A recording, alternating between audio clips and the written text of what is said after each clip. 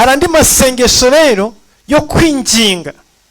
Aya masengesho yo kwinginga ni igihe noneho sasa uje imbere y'Imana, ntabwo urimo urwana n'imyuka, ahubwo uhagaze uri imbere y'Imana, urimo uravugana n'Imana. Ni igihe ushyira umutima wawe mu kubaho kw'Imana, ni igihe ushyira umutima wawe mu bwiza bw'Imana, ni igihe ureka deranjema zose, ni igihe ushyira ibintu byose ku ruhande, hanyuma warangiza umutima ugaturiza imbere y'Imana. Iyo nkugeze imbere ndatuza, amahoro yawe ameze nk'imigezi. Haleluya. Ijambo rivuga ngo tuzakirizwa mu ituze. Nusoma ijambo ry'Imana mu gitabo cy'Abami ba mbere 19,